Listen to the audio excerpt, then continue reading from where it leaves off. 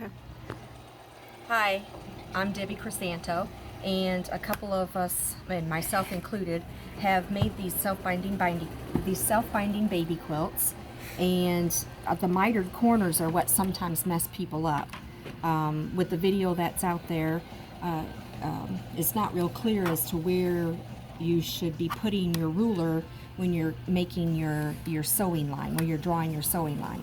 So the fold should always be towards your belly. This is the way I do it and can remember. But the fold should always be towards your belly, and then the seams should be up here away from you. When you do that and you take your ruler and lay it down where the 1/4 inch meets or ends, there's that little fold right there, just like you would in a mitered corner. You don't want to sew to the very end. You want to stop a 1/4 inch away. Can you see that? Okay, so there's the 1/4 inch on the piece, and there's the 1/4 inch on this side. Okay, so we're gonna put the ruler right on that 1/4 inch, or where that seam ended, and I'm gonna take the straight line at the bottom of the ruler on the fold, and I'm gonna draw my line. When I draw my line, that is the sewing line. So I always like to just scoot it over a 1/4 inch and draw another line, because I know that's my cut line. Okay, so this one is done correctly. I've sewn this correctly. I know that I'm going to cut this correctly. When I cut it, the piece that it's cutting off is going to be a triangle. So now I have a corner over here that I have purposely sewn incorrectly. Hold on one moment. And I'm folding it so that the fold again is towards my belly. But you can see this time with the ruler, instead of putting the line where the seam ends and coming down towards my belly, I've accidentally lined it up with the sewing edge and drawn my line the opposite way. So when I cut this off, or when I add my 1/4 inch, I've already sewn on the straight line that I drew. Now when I cut this, I'm actually going to end up having a square. And I'm going to cut this because I want to show you how you can fix this booty. Okay? So now I have a square. Now I'm going to have a boxy corner when I turn this out. So let me see if I can find my opening.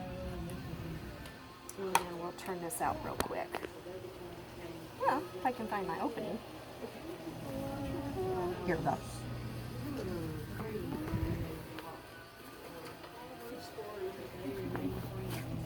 So now this won't be a mitered corner, it would be a boxy corner, and it's not going to lay properly.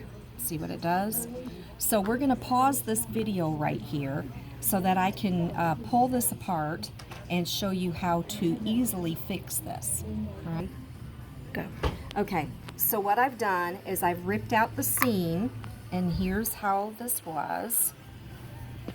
So this was the corner, this is the boo-boo that I cut. So what I did, you don't have to take this whole thing apart. I've just ripped it out a couple of inches, and if you need another couple inches, rip it out just a little bit more. But I've ripped it out enough that I can see that I now have here's my square that I cut off. I accidentally cut the wrong way. So now if I lay this back out, I can see that that square fits back in there. So I just measured this, and this square is 5 inches. 1, 2, 3, 4, 5. It's 5 inches square. So I know if I'm going to put this back in this hole that it needs to be 5.5 inches, because I need 1/4 inch seam allowances. Everybody agree? Shake your heads, yes. Okay, so what I'm going to do now, I am going to go and I'm going to sew down to here, down to the 1/4 inch, and I'm going to stop. So I'm going to sew this side, and I'm going to stop at the 1/4 inch. I'm going to take it out from under the machine, and I'm going to pivot it, and then I'm going to sew from that 1/4 inch, from that corner 1/4 inch, out to the outside edge, once I go and cut me a 5.5 inch square. So we're going to pause right here so I can go do that, and then I'll come back and show you what the next step is. Okay, so here's my 5.5 inch square. I made it a different color so you could see. I'm filling the hole. And then you'll see Here's the hole that was there that I accidentally cut wrong. Yeah. So what I did is I cut my square at 5.5 because I measured this and I knew it was 5 inches. So your hole might be different. Your hole might be bigger or smaller. So you just have to measure your hole and then add a ½ inch. Okay, so then the next thing that I did, and another visual so that you guys can see this, is on the replacement piece, the replacement square, I went ahead and drew my 1/4 inch. So if I take my ruler and lay it on the 1/4 inch line on the edge of this piece of fabric, I just drew a line.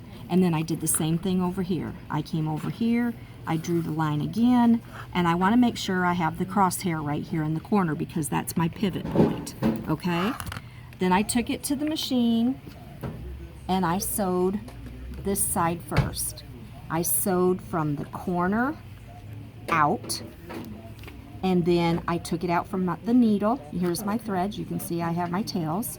So I took it, I sewed it from this corner, from the pivot point, out to the outside edge. Then I took it and I rotated my fabric. Oh, and the other thing too is in your corner of your big piece, you can see that I snipped that corner. I snipped it on the diagonal into the corner so that I have this pivot availability. Okay, so once I've sewn this side, I sewed it from the point out. I pivoted it, I took it out from the machine, I pivoted it, and I started from the same point again, the crosshair, all the way out this way. Then I pressed one side, I pressed it up, and I pressed this side up, and now my corner hole is no longer there. I did this as a different color. If you have more of that same fabric, you can certainly do that. It'll be less noticeable. But now what I'm going to do is I'm going to go back and sew just this little bit of seam that I took out, and I'm going to stop at my crosshair, and then I'm going to sew this one and stop at my crosshair, and then we're going to come right back so I can show you how to recut that corner. Okay? Okay, so I have sewed up the seam on both sides that I had taken out so I could add this square piece back to the corner. So now I've got it laid back out like Jenny tells you in her video for the Self Binding Baby Quilt.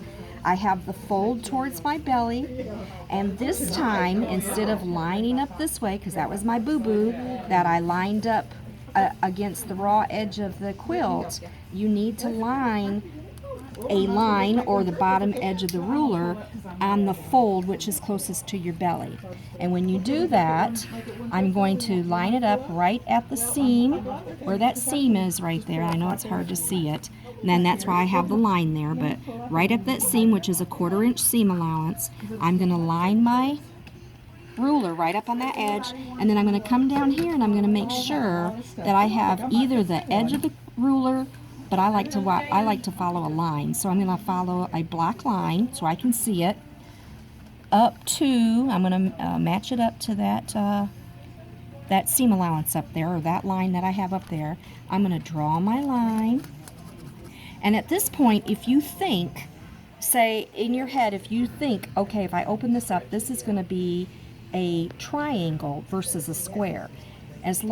See, this way the cut, when you open it, it's a square, where this way when I open it, it's going to be a triangle. And if you think that through in your head, then you probably will be less likely to make an error when you're cutting your mitered corners off on this self-binding baby quilt.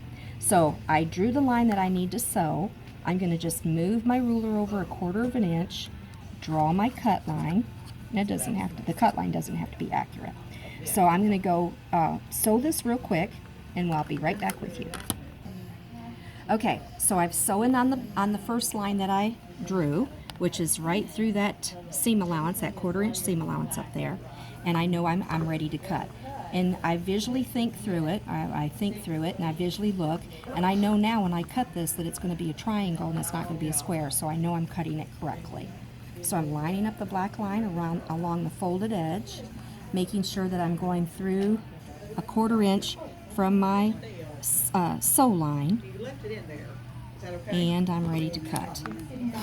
And this time when I cut, ta-da, I have a triangle, I don't have a square. So if you cut a triangle off of your corner, you know you cut it correctly. If you cut a square out of your corner, then you know you're incorrect. So now this is our, I don't want to say boo-boo corner, but this is the corner that we're fixing. So let me open it up. And